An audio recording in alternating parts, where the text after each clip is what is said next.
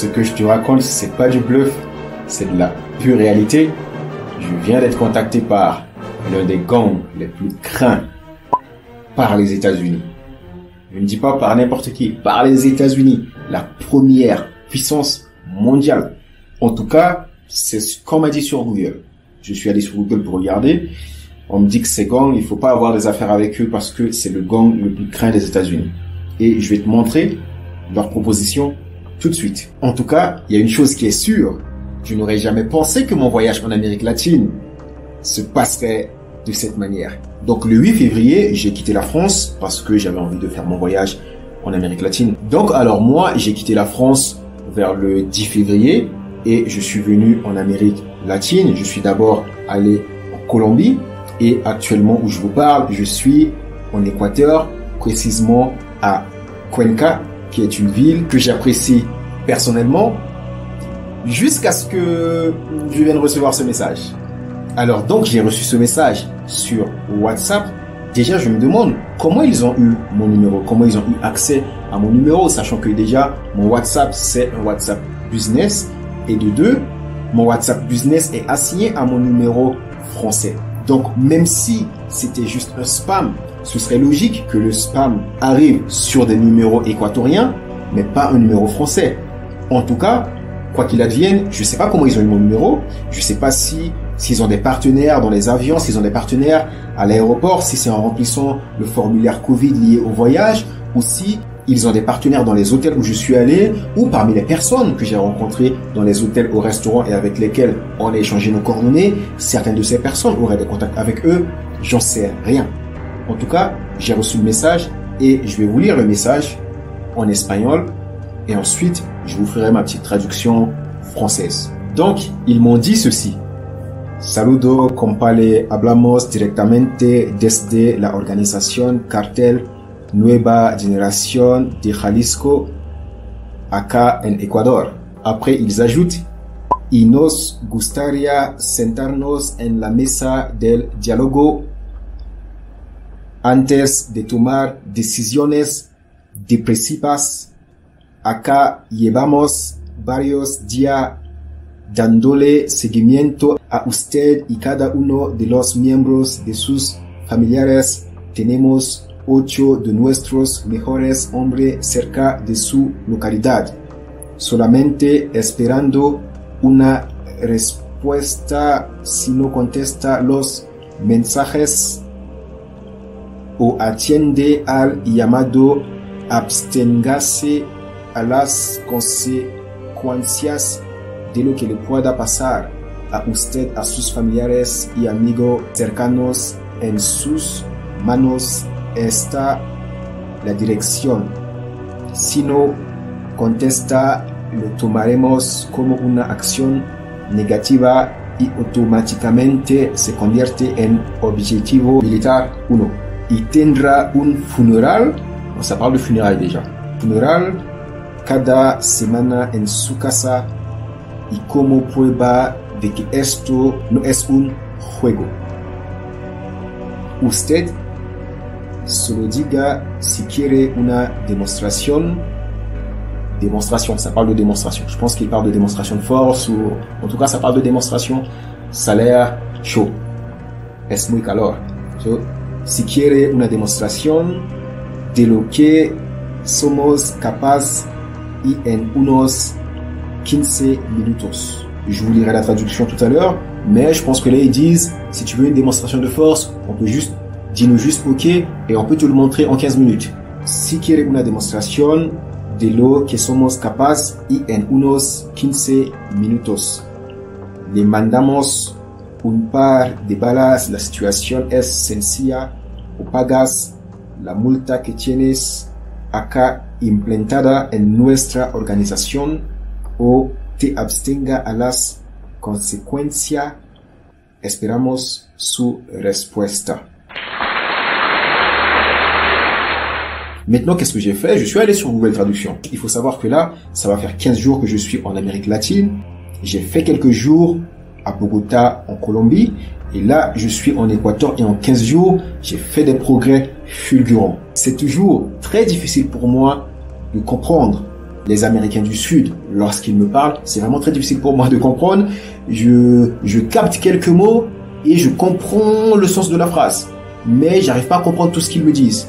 Mais par contre, c'est ouf, en 15 jours, je suis capable de parler avec n'importe qui. Es posible para mí para hablar con gente. C'est dingue. Et je sais que si je passe 2, 3, 4, 5 mois ici, je parlerai couramment espagnol. C'est juste dingue. Es impresionante. Et donc, je vais vous faire la petite traduction en espagnol. Et donc là, on est sur Google Traduction, ton traducteur préféré. Tu vas voir que leur traduction est remplie de fautes, mais je vais te dire l'essentiel de ce message. Alors, salutations, compa. Bon, ça, vivement, Google Traduction ne connaît pas le mot. Alors, nous vous parlons directement de l'organisation du cartel de nouvelle génération de Jalisco, ici en Équateur. Là, je suis actuellement en Équateur. Ensuite, nous voulons communiquer avec vous et nous aimerons nous asseoir à la table de dialogue avant de prendre des décisions dépressives. Dépressives. Je pense qu'ils ont dans leurs équipes une personne spécialisée en rhétorique qui leur permet de choisir les bons mots au bon moment avant de prendre des décisions dépressives. Sur ça, chapeau à Google Traduction. Nous vous avons suivi et chacun des membres de votre famille depuis plusieurs jours. Là, j'ai un petit doute quand même parce que j'ai fait mon voyage seul. J'ai aucun membre de ma famille qui est là avec moi. Mon frère est aux États-Unis, ma sœur et ma mère sont à Paris et mon frère est en Centrafrique. Donc, en tout cas, ils disent, nous avons suivi chacun des membres de votre famille depuis plusieurs jours. Là, je doute quand même de la véracité de vos faits. Là, je doute grandement de la véracité de vos propos. Maintenant, s'il parle de mon pote anglais avec lequel je me balade et avec lequel on va faire des activités où on sort de temps en temps, bon, ça fait juste une personne. Mais en tout cas, j'espère qu'ils ne le prennent pas pour cible parce que, en tout cas, ça m'embêterait. Et donc, il continue. Nous avons 8 de nos meilleurs hommes près de chez vous qui n'attendent qu'une réponse. Ils attendent qu'une réponse. Si vous ne répondez pas au message ou ne répondez pas à l'appel, abstenez-vous des conséquences de ce qui pourrait arriver à votre famille, à vos amis proches, à votre famille et à vos amis proches. La décision est entre vos mains si vous ne répondez pas. Encore, je n'ai pas de famille ici, donc si vous voulez si vous voulez me chercher, bah, je suis seul. Bon, peut-être qu'ils vont tuer les gens de mon hôtel, croyant que bon, peut-être qu'ils vont tuer les gens de mon hôtel en croyant que c'est les membres de ma famille. Et donc ils poursuivent. Si vous ne répondez pas, nous le prendrons comme une action négative. Et vous deviendrez automatiquement l'objectif militaire numéro 1. Je deviendrai leur objectif principal. Je deviendrai leur objectif principal. Sachant qu'il y a un autre groupe de gangs ici, qui est également puissant. Je ne vais pas dire leur nom verbalement, je vais afficher une image quelque part ici. Et à ce qui paraît, d'après ce que me dit mon pote Équateur, d'après ce que me dit mon pote équatorien, c'est les deux, ils se battent entre eux pour le gang qui va plus prendre la part de gâteau, en tout cas dans le pays.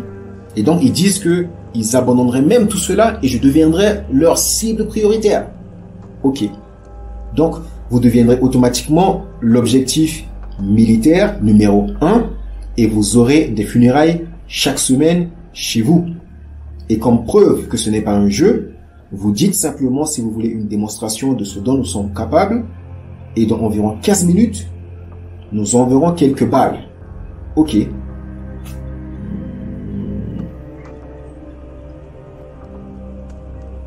Maintenant, ils poursuivent. La situation est simple. Soit vous payez une amende que vous avez ici implantée dans notre organisation. Franchement, là, je ne sais pas de quelle amende il parle. En plus, il dit l'amende que vous avez implantée ici dans notre organisation. Moi, je ne savais même pas qu'ils existaient. Hein. Moi, je ne savais même pas que le cartel, ça existait, hein, parce que c'est pas mes oignons. C'est avec ça, je suis parti sur Google pour savoir qu'est-ce que c'est. Et c'est là que j'ai vu que même les États-Unis ont peur d'eux. Les États-Unis. Je ne dis pas la Russie aussi, ils ont une armée. Je ne parle pas de l'armée vietnamienne, même si l'armée vietnamienne est costaud. Je parle de l'armée américaine, la première puissance mondiale. Moi, mon frère, mon grand frère, il travaille à l'armée américaine. Moi, l'univers de l'armée, ça m'intéresse, mais juste de loin. Et lorsqu'à chaque fois que j'échange avec lui, je lui demande quel budget ils investissent dans l'armée, comment ça se passe, lorsqu'il m'explique comment l'armée américaine est organisée, comment ils font leur mission, etc. Je suis bluffé. Et ce que j'ai vu en tapant leur nom sur Internet, c'est que même l'armée américaine ont peur de leur organisation. Et le gars, il me dit, vous payez l'amende que vous avez implantée ici dans notre organisation. Je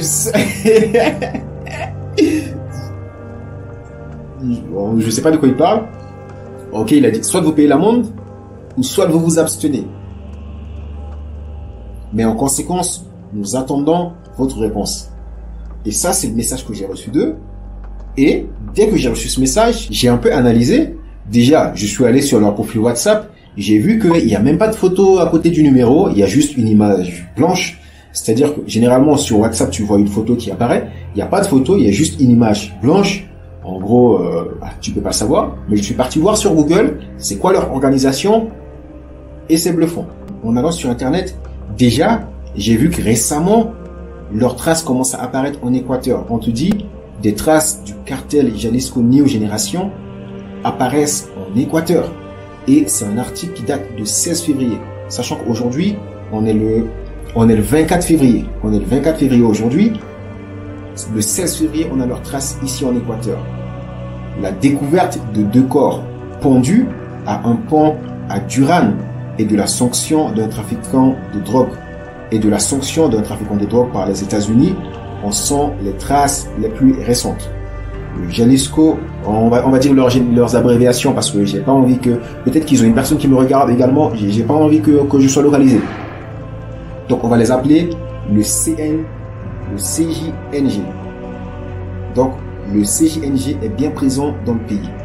La police équatorienne continue d'enquêter sur le mobile et les auteurs du crime à Durán. Le lundi 14 février 2022, 2 corps se sont réveillés pendus par les pieds à un pont piétonnier dans ce canton de Guayas.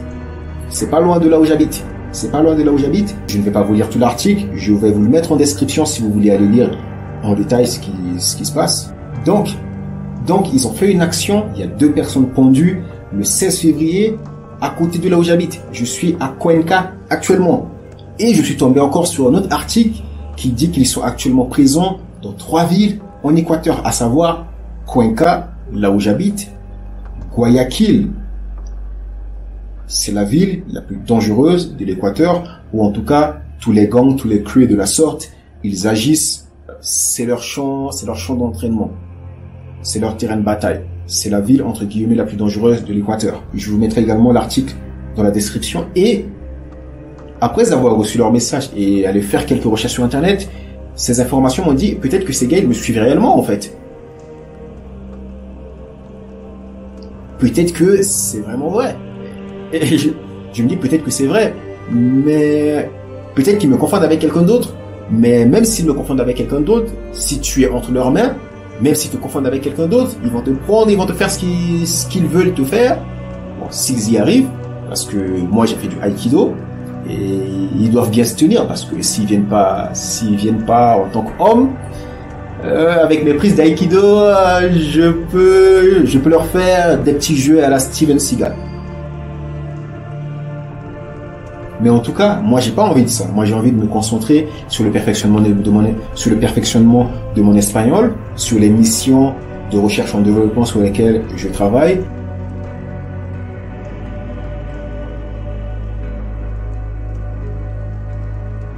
Et sur mon entreprise. J'ai pas envie de me prendre la tête avec ça pour le moment. Et donc, je commençais à avoir des idées dans la tête. Quoi faire? Est-ce que c'est vrai? Est-ce que c'est faux? Et je me suis dit, peut-être qu'il faut que je me prenne quelques bodyguards. Sachant que je suis encore là dans la ville pendant quelques jours. Je prévois de rester 4-5 jours avant de partir dans une autre ville.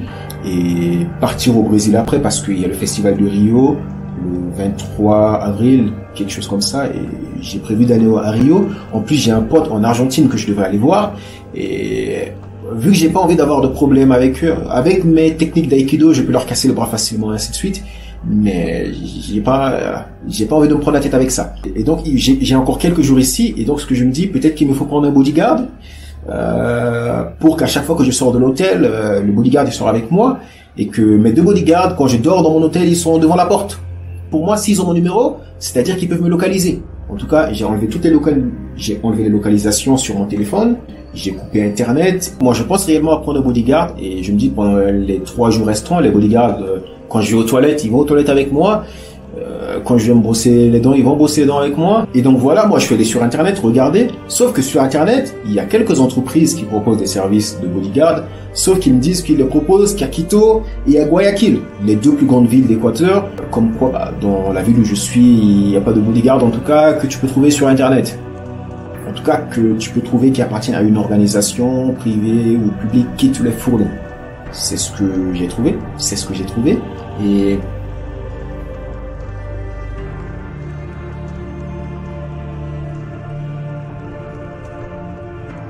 je me dis, d'un côté, c'est peut-être de l'arnaque, mais d'un côté, je me dis, si les gars ont trouvé mon numéro, peut-être que, en tout cas, mieux vaut prévenir. Et donc, j'ai demandé à mon pote équatorien, avec lequel on a fait l'école d'ingénieur ensemble en France. J'ai un pote équatorien, on a fait l'école d'ingé ensemble en France, on a terminé l'école d'ingé ensemble. Il est actuellement en Équateur, mais lui, il est à Quito. Il est actuellement à Quito, qui est la capitale de l'Équateur. Et je lui ai dit, Kevin, j'ai reçu ce message, qu'est-ce que tu penses de ça? Lui, il connaît bien le pays, il a grandi ici jusqu'à après son bac. C'est après son bac qu'il est parti en France faire un DUT et l'école d'ingénieur. Là, il est revenu ici. Et donc, voici ce que Kevin m'a dit. En gros, c'est un truc d'extorsion, mais normalement, c'est pas un truc... comment le dire, c'est pas vraiment eux qui font ça. Fait les trucs qui disent le truc de Jalisco. Donc je te recommande d'y aller à la police et de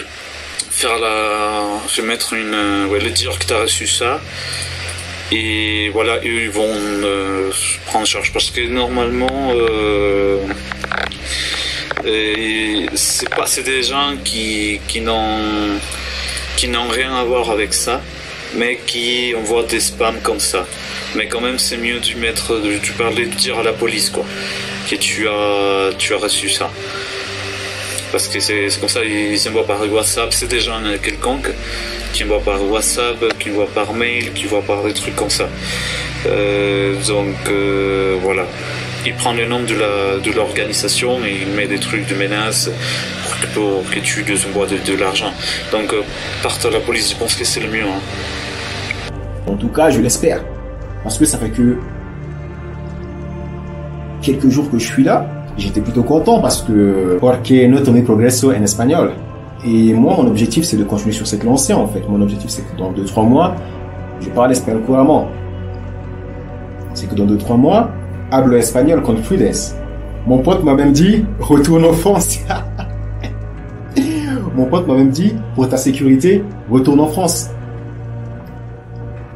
Je suis sur une bonne lancée en espagnol et je vais bien en profiter. Donc voilà, je suis vraiment dubitatif. En tout cas, je sais pas si c'est eux ou pas. Mais en tout cas, je suis un peu sur le qui-vive. Donc, je me demande aussi, il y a une partie de moi qui me dit, réponds-leur, dis-leur, allons prendre un café, dis-leur que tu acceptes leur invitation, vous allez à la table prendre un café pour voir ce qui se passe. J'ai un petit côté attiré par le danger, je me suis dit, et si j'y vais, on verra ce qui se passe. Je suis un peu dubitatif par rapport à cela, mais c'est vrai que En tout cas, j'ai pas envie d'avoir d'histoire avec eux. Si déjà l'armée américaine a peur d'eux, j'ai pas envie d'avoir d'histoire avec eux. Même si avec mes techniques d'aïkido, s'ils sont 10 autour de moi, même 20, je peux m'en sortir. Mais pour le moment, j'ai envie de concentrer mon énergie sur la R&D, sur mon business. Et voilà. Qu'est-ce que vous pensez de cette situation? Qu'est-ce que vous pensez de cette situation? Est-ce que d'après toi, c'est une tentative d'arnaque ou ça peut être le cartel qui veut rentrer en contact avec moi? Et peut-être que vu qu'ils savent que je suis chimiste, peut-être qu'ils peuvent me proposer. C'est vrai que j'y avais pas pensé parce que J'ai rencontré des gars à l'hôtel, je leur dis que je suis ingénieur chimiste. C'est vrai, j'avais pas pensé. Parce que lorsque j'ai rencontré des gars à l'hôtel, ils me demandent qu'est-ce que je fais dans la vie. Je leur dis que je suis ingénieur chimiste. Et je sais pas, peut-être qu'ils me contactent pour ça. Quand je leur dis que je suis ingénieur chimiste, pourquoi, à votre avis, ils veulent me contacter? En tout cas, si je savais que être chimiste allait m'apporter autant de problèmes, j'aurais fait autre chose. En tout cas, j'espère que c'est du bluff. En tout cas, pour le moment, je leur réponds pas. Peut-être que d'ici demain, je pense que je vais d'abord chercher des bodyguards. Si je me trouve 2 bodyguards, je vais leur dire, allez, on se fixe un petit date. Peut-être que lorsqu'on va se rencontrer autour d'une table, ils vont me proposer un petit salaire pour une mission de fabrication de quelque chose d'éthique. Ils vont me proposer, je sais pas, une fortune plus élevée à celle de Elon Musk, qui va me permettre de réduire la famine dans le monde. C'est ma raison de vivre, mon objectif c'est de réduire la famine. Peut-être qu'ils vont me proposer, on ne sait jamais. Je pense que je vais leur répondre. Mais c'est vrai que je suis dubitatif, je sais pas encore, on verra bien, donc on verra bien. Si je les contacte, ce qu'ils vont me proposer, je vous tiendrai informé de la suite, même si je sais que vous vous en foutez. Mais j'aimerais vraiment avoir votre avis, à ma place.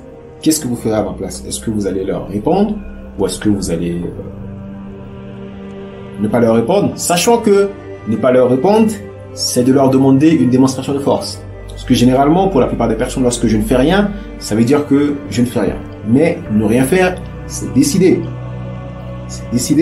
En faisant rien, peut-être que je leur dis, allez, faites ce que vous voulez à mon pote anglais, mettez-lui une balle dans la tête.